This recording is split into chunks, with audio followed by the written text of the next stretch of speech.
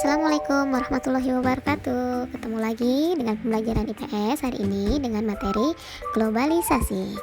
Gimana kabarnya anak-anak? Semoga kalian semua dalam keadaan sehat ya. Sebelum belajar, marilah kita berdoa menurut agama dan kepercayaan masing-masing. Berdoa dimulai. Berdoa selesai.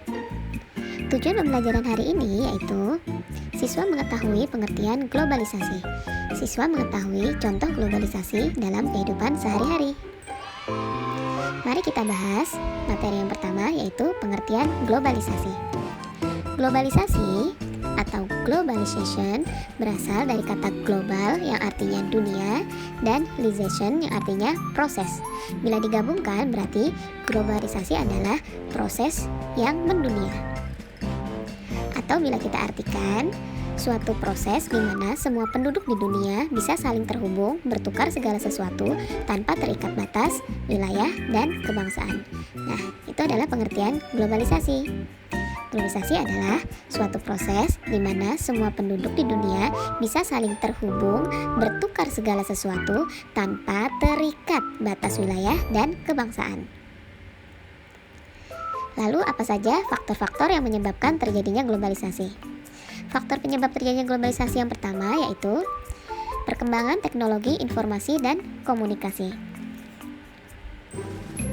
Perkembangan teknologi informasi dan komunikasi ini memudahkan manusia dalam berinteraksi dimanapun dan kapanpun. Kita mengetahui segala sesuatu yang terjadi di dunia ini dari teknologi informasi dan komunikasi.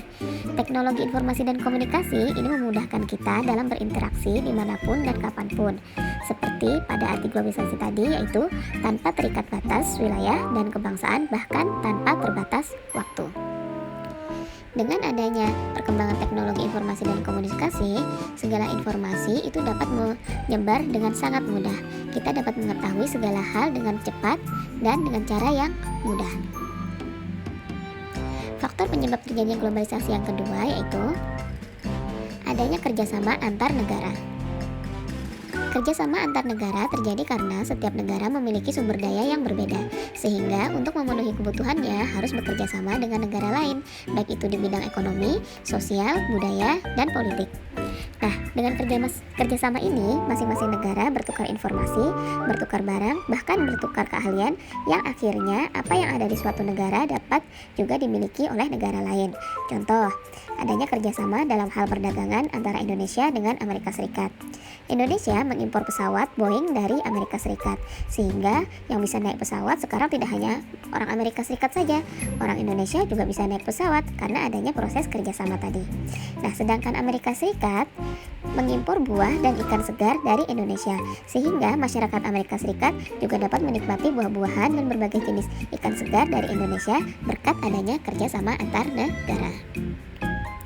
Faktor penyebab terjadinya globalisasi yang ketiga adalah perkembangan teknologi transportasi. Nah, di sini kalian bisa lihat bagaimana suatu teknologi transportasi itu berkembang. Mulai dari yang tradisional digerakkan dengan cara manual, sekarang alat transportasi digerakkan dengan mesin.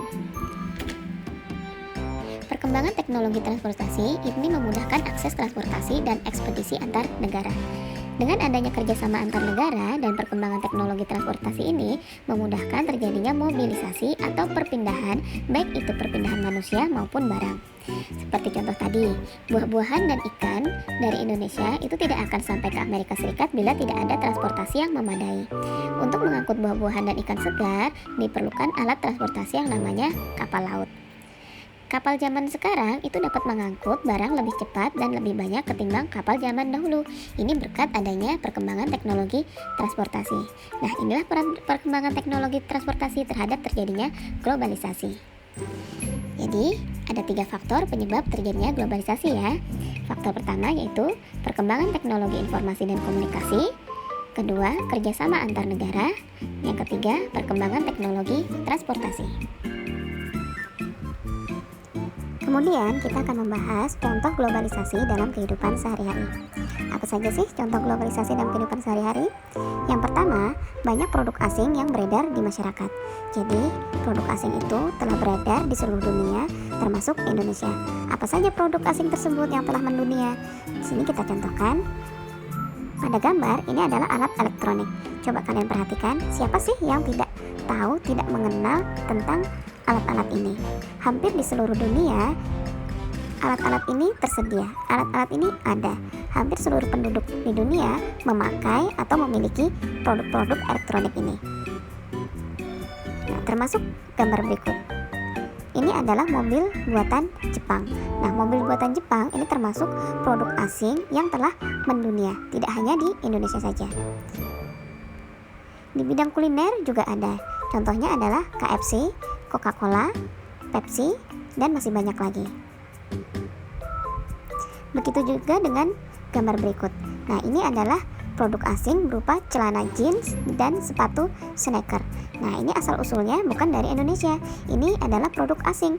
Walaupun sekarang Indonesia bisa membuat celana jeans sendiri dan sepatu sneaker sendiri, tapi pada awalnya ini adalah produk asing. Celana jeans dan sepatu sneaker itu merupakan contoh hal yang mendunia, yang sudah mengglobal. Contoh globalisasi yang kedua yaitu swalayan atau supermarket yang menggantikan pasar tradisional. Nah, jadi supermarket itu adalah contoh dari globalisasi. Kenapa? Karena hampir di setiap negara itu sudah ada yang namanya supermarket.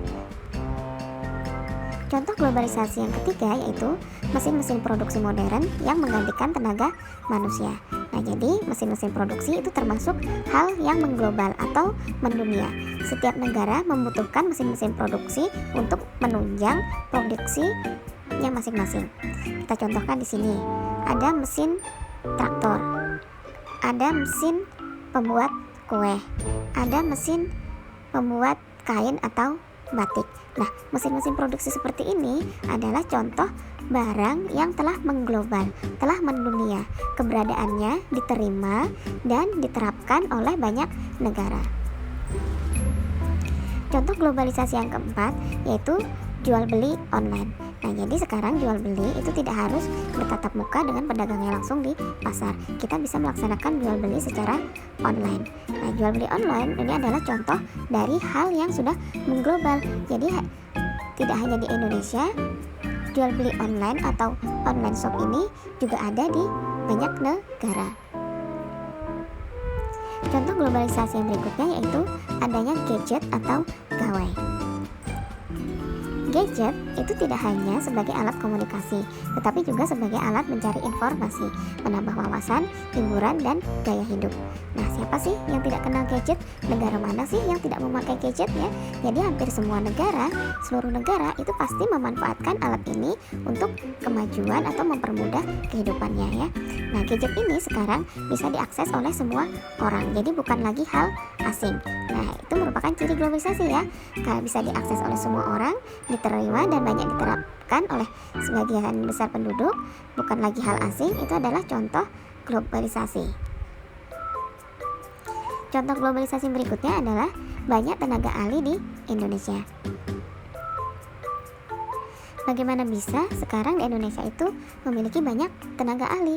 Yaitu karena adanya kemudahan akses informasi dan komunikasi, serta kemudahan akses pendidikan. Nah, sekarang kalau kamu ingin menjadi seorang ahli, itu sangat mudah sekali mencari informasi dan akses pendidikannya. Ingin menjadi koki, sekarang ada pendidikan khusus koki dan lain sebagainya. Nah, untuk mendatangkan tenaga ahli ini juga termasuk cara agar di Indonesia ini memiliki banyak tenaga ahli. Mendatangkan tenaga ahli dari luar itu dengan harapan nanti tenaga ahli tersebut menyalurkan ilmunya kepada masyarakat agar masyarakat Indonesia juga menjadi seorang ahli. Contoh globalisasi berikutnya yaitu terjadi pertukaran budaya internasional. Baik, langsung kita lihat saja gambarnya. Nah, ini adalah beberapa contoh pertukaran budaya internasional, di mana budaya-budaya dari luar ini telah diketahui dan telah diterima oleh masyarakat lain, termasuk Indonesia. Misalnya budaya dalam hal berpakaian kimono, bukan hal asing di Indonesia. Kemudian K-pop, hip hop itu adalah budaya asing yang diterima atau banyak diadopsi oleh anak-anak muda di Indonesia. Artinya budaya-budaya dari asing ini telah mengglobal, telah mendunia. Contoh globalisasi berikutnya yaitu adanya emansipasi wanita. Nah, emansipasi wanita ini maksudnya adalah kesetaraan hak dan kewajiban antara wanita dengan pria. Nah, dengan adanya emansipasi wanita ini tidak asing lagi sekarang pimpinan dari kalangan wanita itu banyak. Masyarakat telah menerima adanya emansipasi wanita. Oke, sampai di sini dulu pembelajaran kita hari ini. Jangan lupa kita selalu bersyukur dengan selalu mengucap Alhamdulillahirabbil alamin. Sampai ketemu di pertemuan selanjutnya. Wabillahi taufiq wal hidayah. Wassalamualaikum warahmatullahi wabarakatuh.